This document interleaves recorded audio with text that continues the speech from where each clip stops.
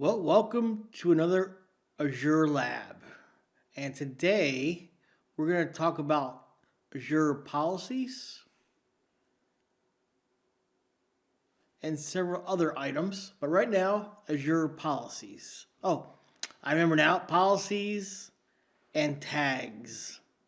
So we're going to knock out policies first and then talk about tags. And we're going to do something a little different.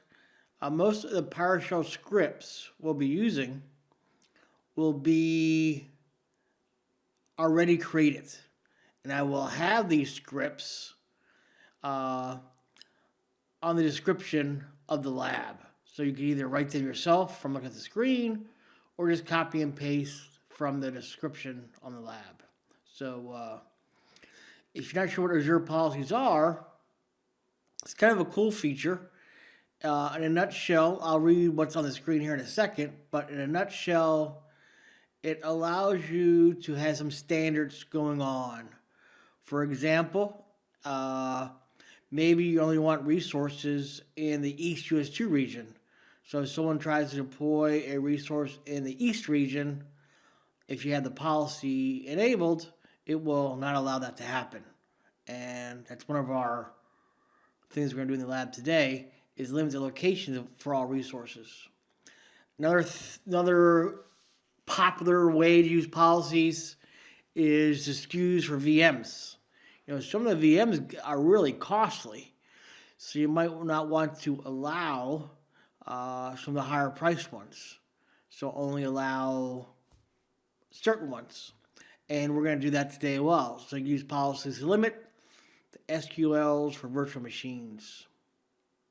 And then one of the nice things to do when you deploy VMs is to use managed disks. Yes, they cost a little more, but the benefits, I think most people would agree, way outweigh the costs. So you might want to set up a policy to audit virtual machines that don't use managed disks. But a nice formal definition is, up on top of our screen here, Azure policies help you make sure all resources in subscription meet corporate standards. Your subscription already has several policy definitions, and we're going to use that Get-AzPolicyDefinition to look at that, and then we're going to create some of our own. So, sounds pretty exciting, I know. So let's not wait any longer. I'm going to do something a little odd, and that is actually show you the very end of the lab, only because the end of the lab is tags, and you create custom tags. It can take a while for the tags to appear in the drop downs. So I'm going to show this here now, just in case does not appear in the lab, which I expect it will not. So here we go. Very part of the lab is going to be, we create some tags. If you don't know what a tag is, don't worry. Just come back to this part of the video when you're done, when we're finished talking about tabs. And you want to go to your subscription. So we'll click on subscription. And then cost analysis. And the beauty here is, the beauty of using the tags is to allow you to only see the costs associated with items that you tagged. So right now we're going to see all my costs right now, but I only want to see the costs that I tagged earlier. And you'll see this happening in the video later on. So we're going to choose add filter. We're going to choose tags. And I'm going to choose, I believe it was department and IT. And it's going to change here to only show me the costs. Maybe I need to click over there. For the items that I tagged, I think it was a single VM. So there we go. So for all the items in all resources in my subscription that are tagged department IT, they cost me $2.12. And there's the region. So that's what I wanted to show you. If this made 0 sense, I think it'll make a lot more sense when we get done with the lab and you go back. So I just want to make sure I can show this before I deleted all my resource groups and start from scratch again. All right.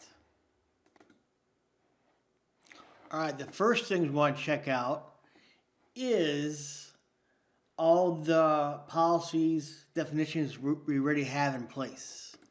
And we could do that with this PowerShell command. So I'll go ahead and run this command.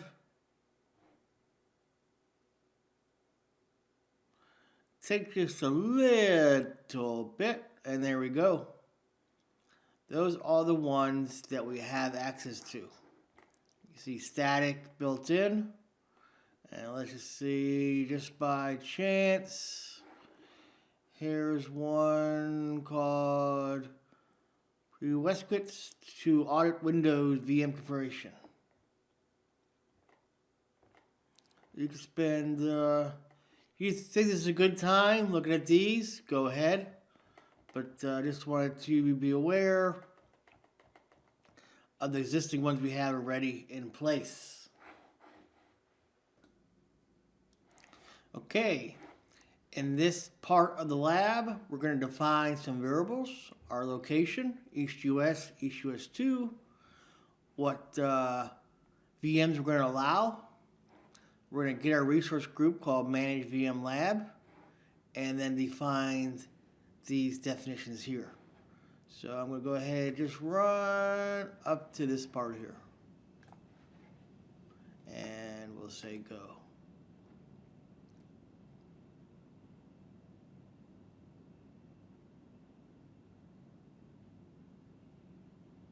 Now, of course, these here were in our, when we ran this, if we looked, we would have found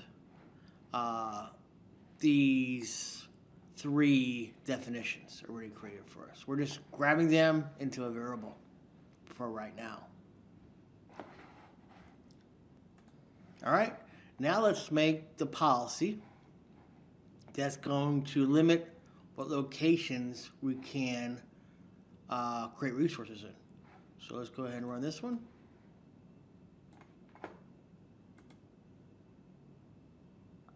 There we go. Now let's run our VM one.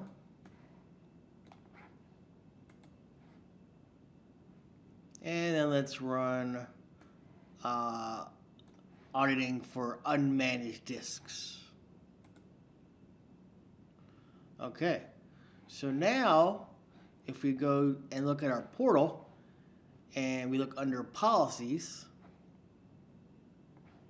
and we refresh, we have our 3 policies that we just created via PowerShell. Here we see the assignments we made. Remember earlier in the lab, we ran this statement and we saw a big list of all available definitions that come with the product or Microsoft has made for us. You get the same list right here in the portal.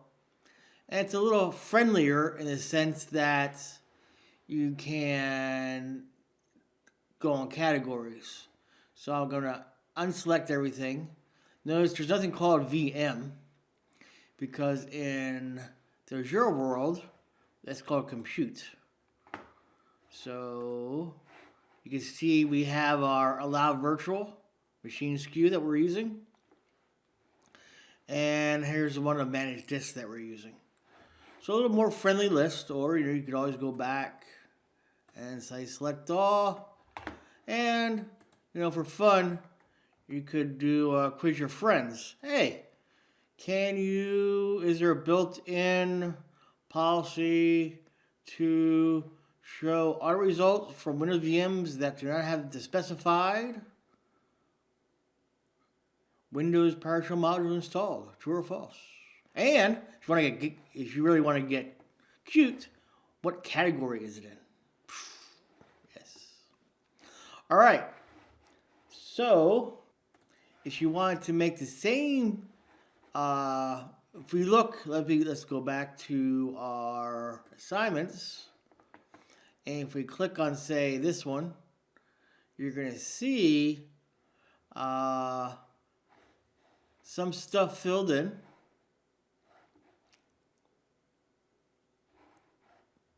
And if you wanted to do that via the portal, you would go to Assign Policy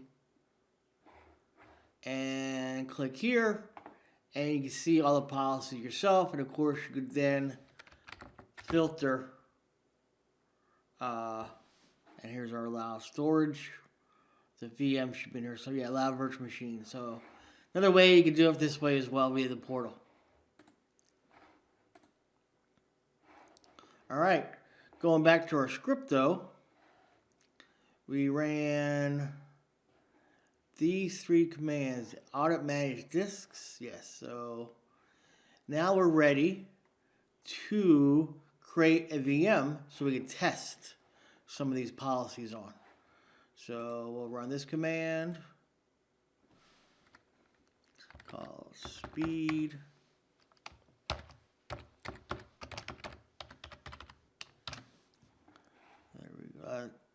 I'm going to type that again.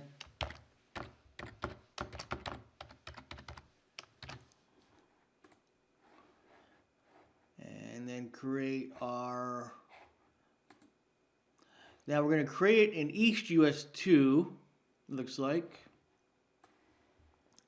using DS1 version 2. Is that one of the ones we're allowing? DS1, yes. All right. So I guess this was going to be one we probably don't allow. D3 version 2. Huh.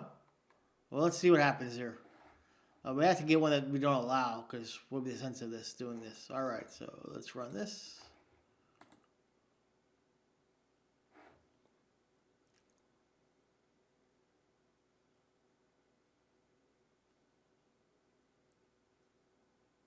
And we're at 3%. Once we get to 5, I'll pause the video.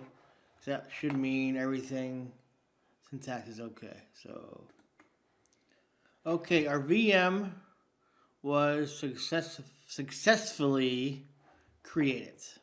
Okay, so now what you want to do is get a VM size that is not in our allowed SKU for our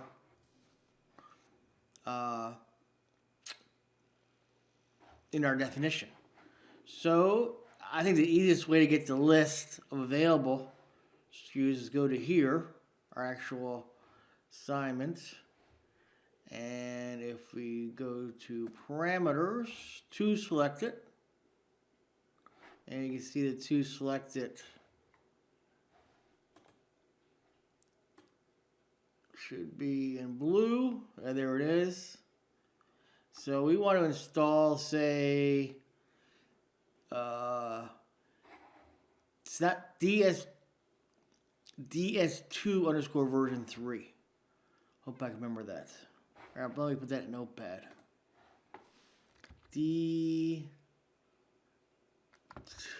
D2 S underscore version 3. Is that right? Yeah. So I'm going to take that, copy it, go back to my PowerShell here.